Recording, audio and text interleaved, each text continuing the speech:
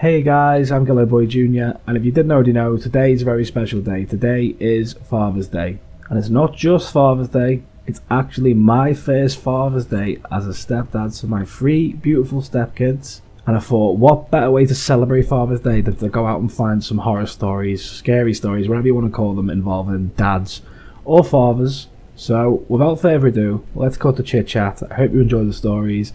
This is the 2022 Father's Day Horror Stories Special. Enjoy. Late one evening, a husband and wife were enjoying a romantic drive along a lonely mountain road. They were just rounding a sharp bend when a little girl came tearing out the bushes by the side of the road. She stood right in the path of their car, holding out her hands and crying loudly. The husband was so shocked by her sudden appearance that he'd almost ran her over. Luckily, he managed to swerve at the last moment, avoiding her. Glancing in his rear-view mirror, he saw her running off into the darkness. She couldn't have been more than 6 or 7. When they'd finally calmed down, the couple began to discuss what they'd just seen. "What's a little girl doing out here all alone after dark?" the husband wondered. "I don't know," replied his wife. "It gives me the creeps." "Do you think it was a ghost?" "I don't think so," said the husband. "She seemed so upset. Maybe she was lost, or in trouble."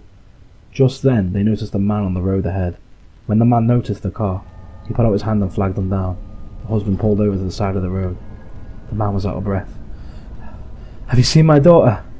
he asked. He said that he had taken his daughter for a walk along the mountain trail and they had lost track of time. In the darkness, they became separated, and now he was desperately looking for her. The couple told him that they'd just seen a little girl running across the road just a few minutes earlier. The husband felt so guilty about not stopping now that he had offered the father a lift back to where they'd just seen her. "No thanks," replied the man. "You don't have to do that. Thank you very much, though." When they described where they'd seen his daughter, the man thanked them again for their help and took off running down the road. A week later, the husband and wife were watching television together. On the news, a reporter was saying that the dead body of a little girl had been found on a lonely mountain road, and the police had arrested the man who murdered her. Looking at the picture that was displayed on the screen, the couple were horrified. It was the same man that they'd spoken to. He wasn't the little girl's father at all. The little girl had been struggling to escape the clutches of her kidnapper, and without knowing it, they'd just helped them catch her.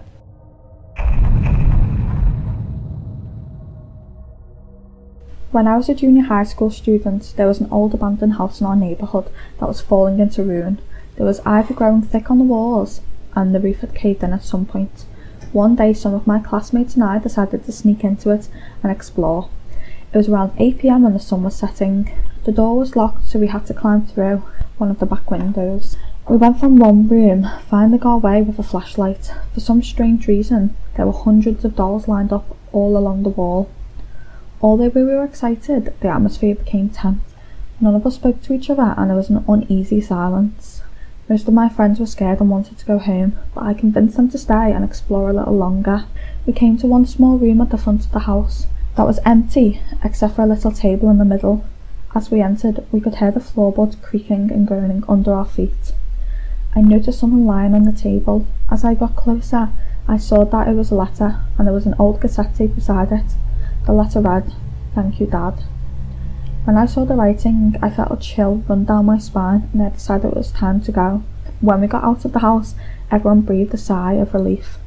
On the way home, one of my friends and I started talking about the letter and the cassette tape lying beside it. Curious about what the tape contained, we brought it back to my house and put the tape in the recorder and pressed play.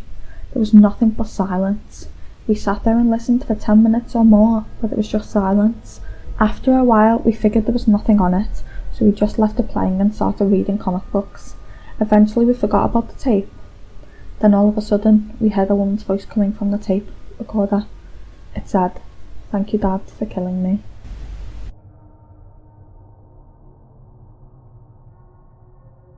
Right, this next story is going to be a little bit different. All stories you've read so far or heard so far have been involving dads, but the next one, is a story for you dads. So, enjoy the story, guys. It was snowing. They told them when he took the gig taking care of the resort during the winter season that there'd be a lot of snow. Hell of a lot of snow. "I don't mind," he chuckled. "Don't gotta mow the lawn at least." Shoveling the front walk was a bitch though. At least it just had to be cleared for him, and the girls get his snow cat and back. He stamped his boots on the mat in the front hallway, carefully popping the shovel up against the corner where Sally had laid down the tarp. Tossing his gloves and boots in the corner, He pulled his phone out and texted Sally the coffee emoji. Jen had taught him that recently. Before hitting send, he paused and added a blue heart to the end of the message. Hopefully, that coffee was on its way. He made his way to the area at the front of the lobby they'd taken to use as a makeshift living room. He heard the fire roaring and Jen and Kelly's giggles above it. He entered the room and noticed the two girls were cuddled up in an armchair. His armchair. The comfiest armchair.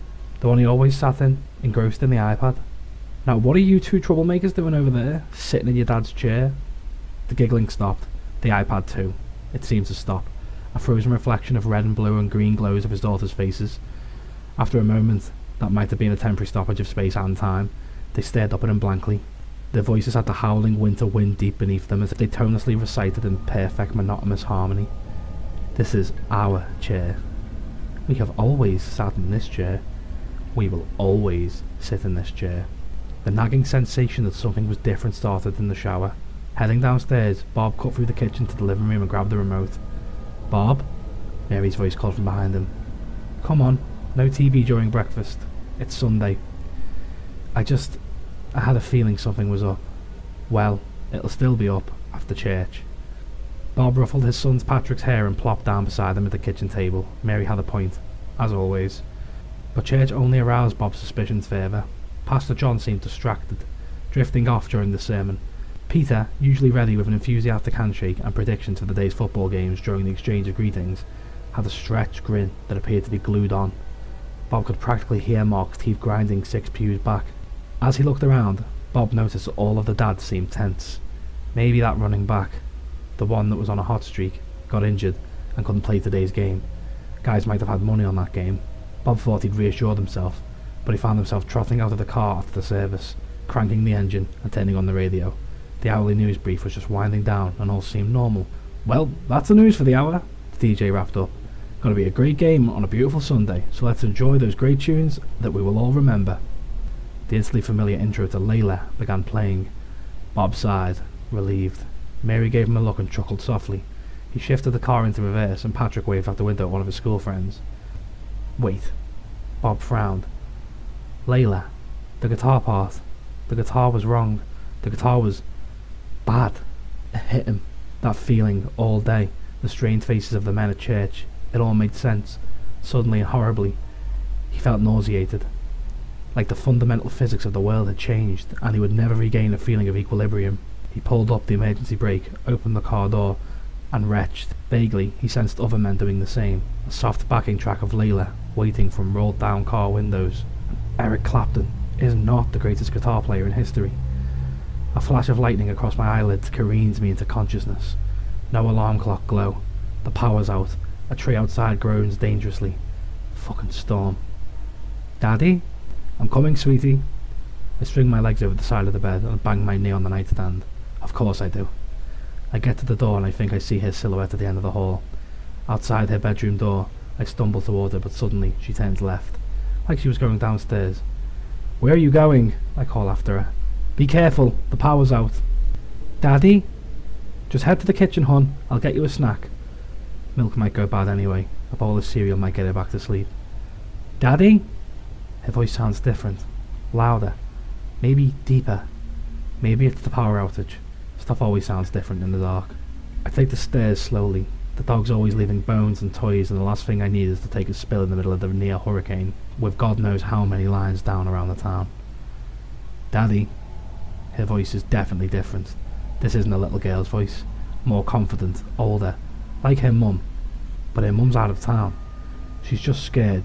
Storms always freaked her out. Even when she was real little. Any time it rained, she'd keep us up half the night. I take the last few steps, 2 at a time, and quicken my pace into the kitchen. It's dark. Real dark. Darker than it should be. I see her in front of me. I think. A vague outline of my little girl, but she's different. "Daddy?